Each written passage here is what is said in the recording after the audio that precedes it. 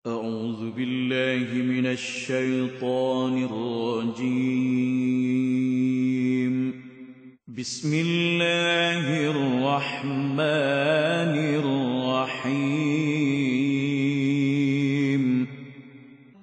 إنما حرم عليكم الميتة والدم ولحم الخنزير وما أهل به لغير الله فمن اضطر غير باغ ولا عاد فلا إثم عليه إن الله غفور رحيم.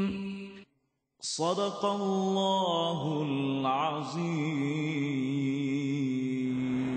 إنما حرم عليكم الميتة والدم ولحم الخنزير.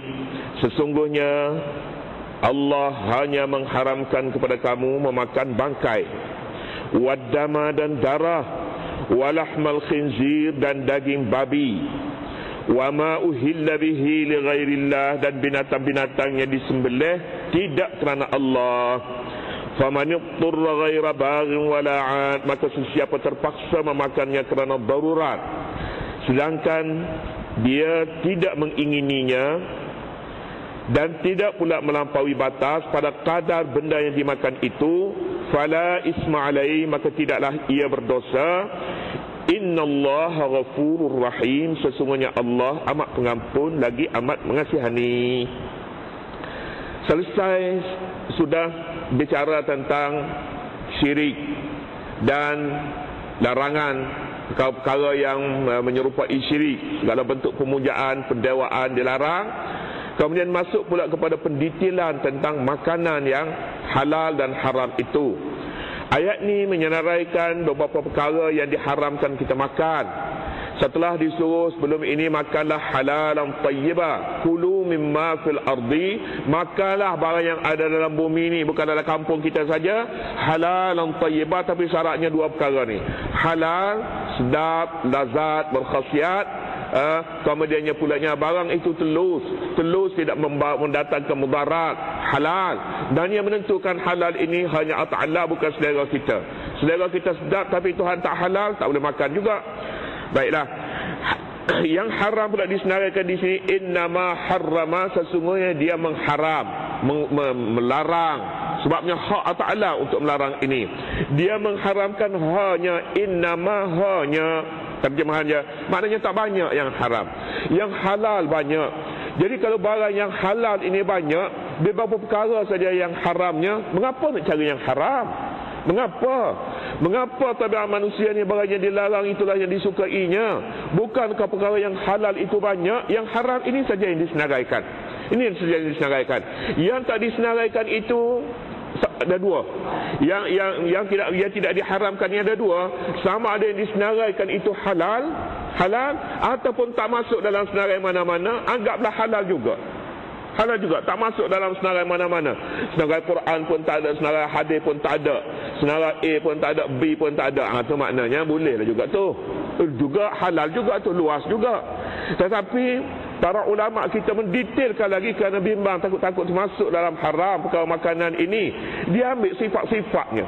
Sifat-sifatnya binatang ni makan daging, sifat-sifatnya binatang ni buas, sifatnya binatang ini dia membawa racun umpamanya. Ini tak boleh makan juga senarai ini kerana dia memudaratkan manusia. Itu senarai. Yang di sininya ni disebutkan pertama sekali hanya sesungguhnya. Beberapa perkara saja ni bila hanya sesungguhnya, al-maitata, bangkai. Bangkai tak boleh makan. Mengapa tak boleh makan bangkai?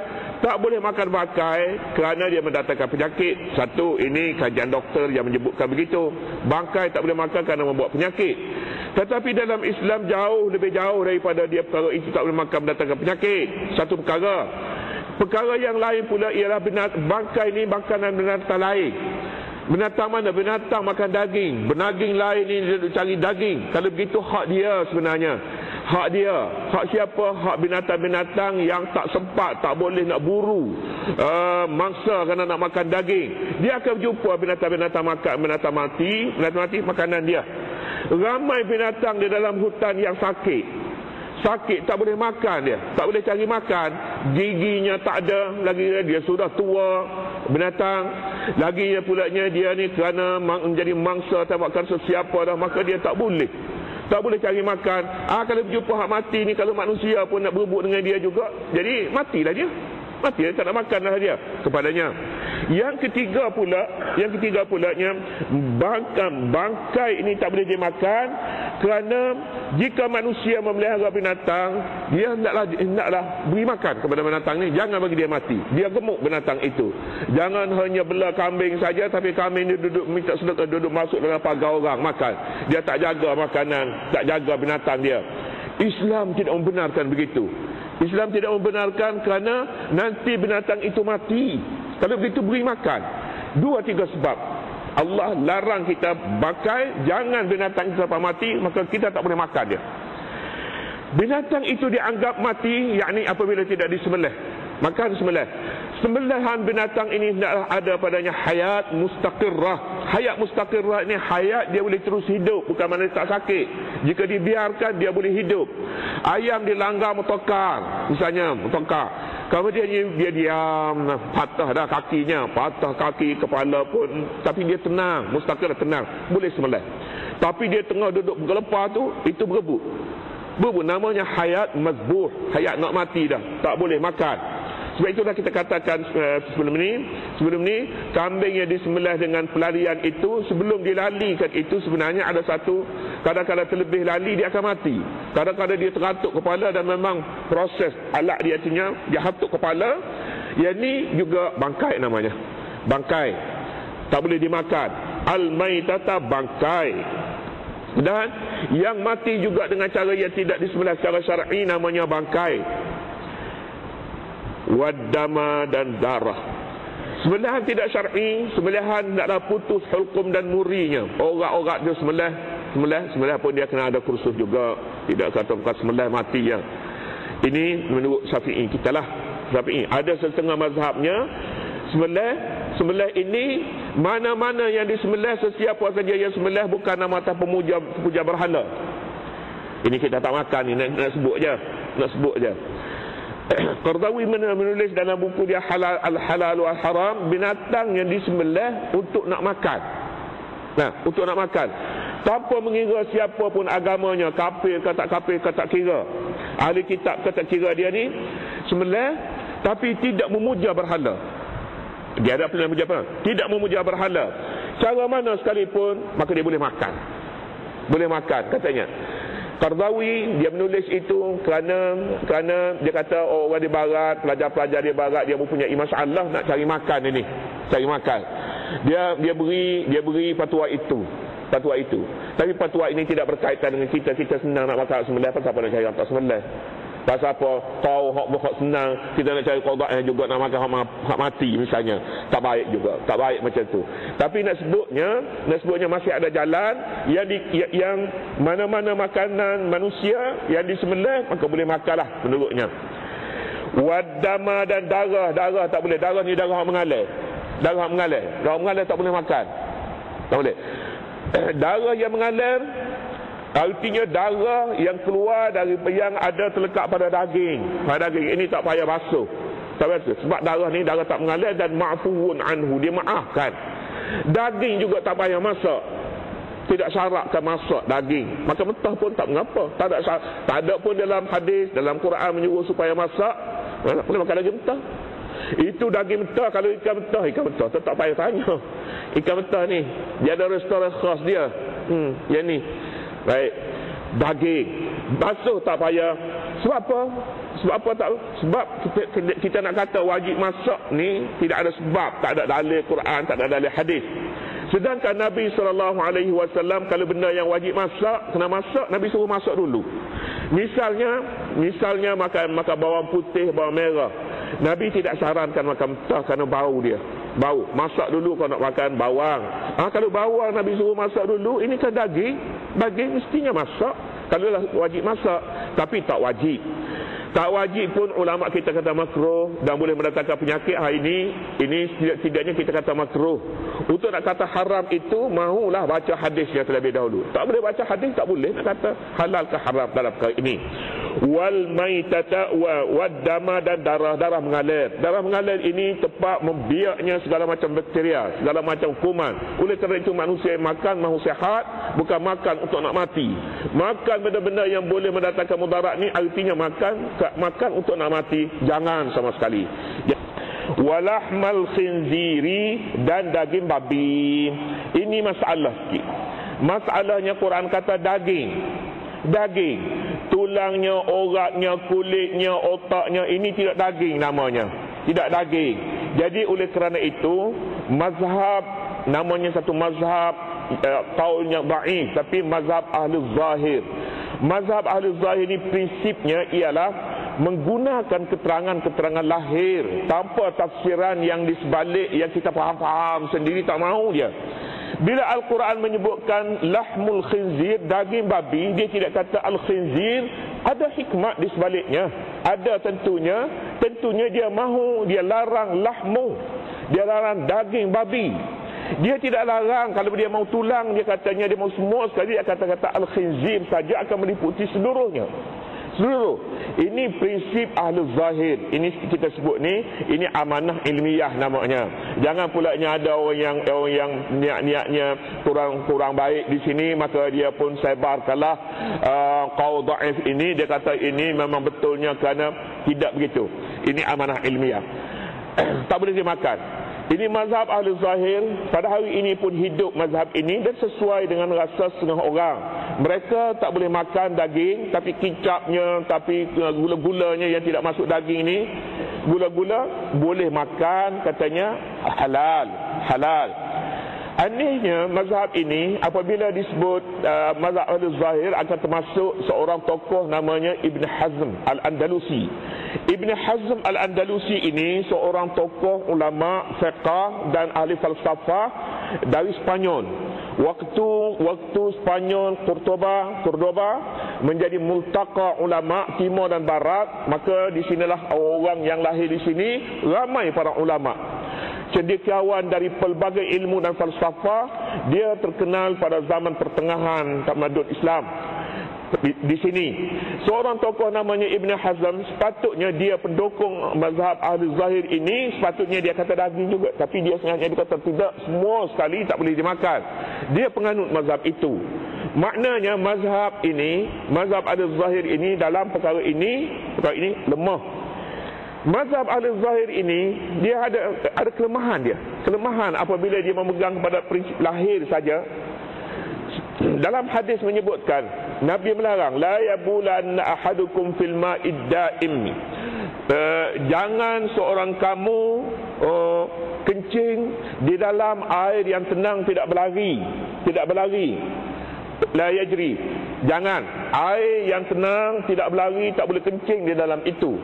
Ahli zahir dia pegang, dia punya kebijaksanaan dia, kepintaran dia. Tak boleh kencing, ya.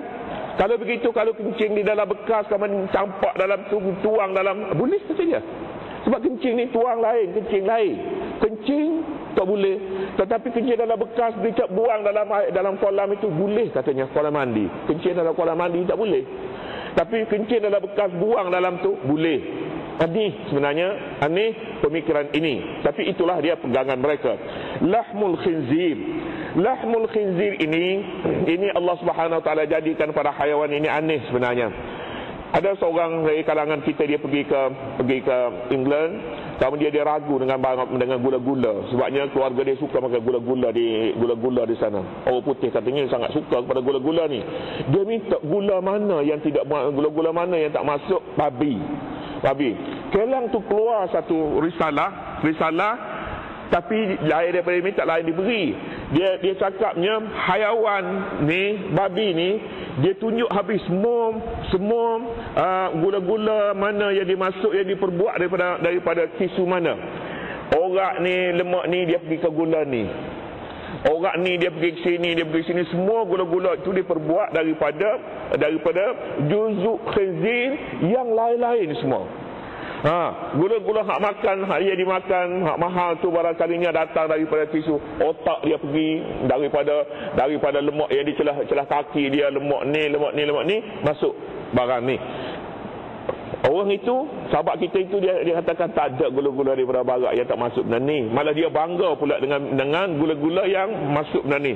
Dia tidak bangga dengan gula-gula yang tak masuk. Kita nak cari yang tak masuk. Dia kata semua masuk. Begitu. Jadi jelaslah kita bahawa haiwan ini aneh.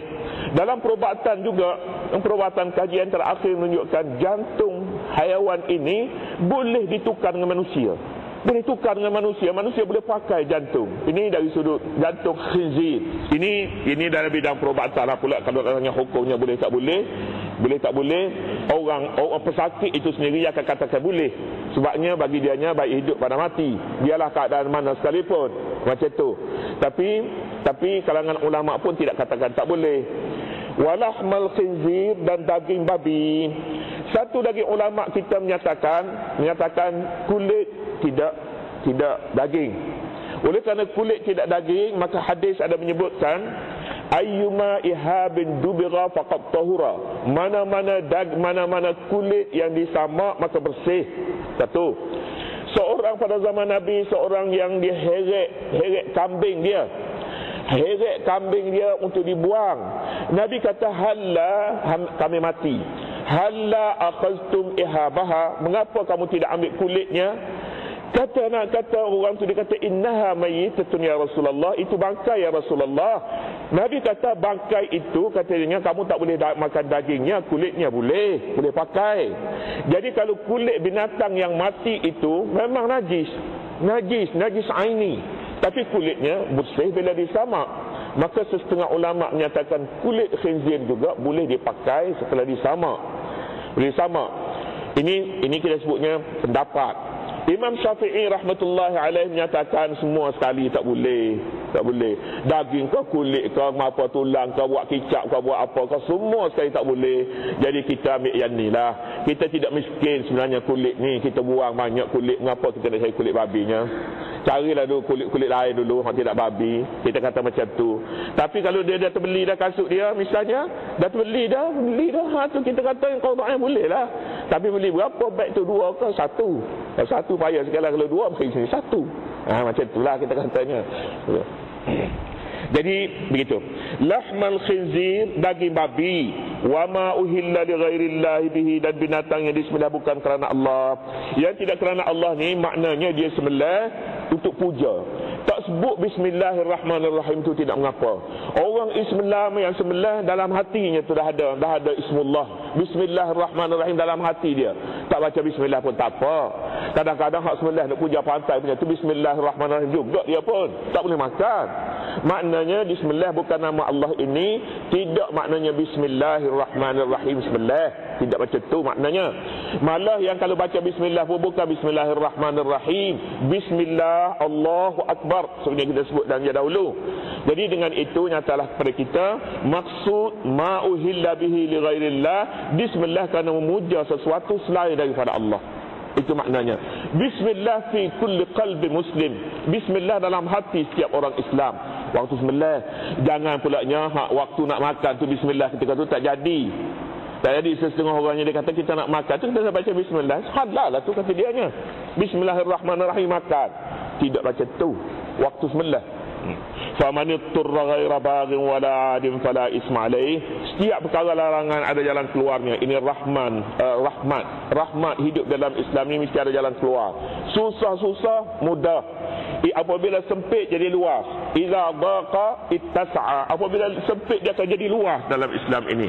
Iaitulah dalam keadaan seorang itu terpaksa.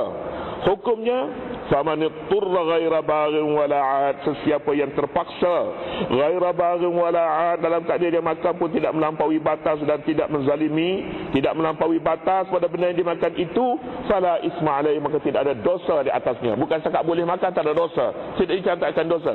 Dia makan untuk menyelamatkan nyawa, dia makan untuk kerana terpaksa, tidak ada ubat lain, itu saja yang boleh menyelamatkannya. Doktor kata macam tu.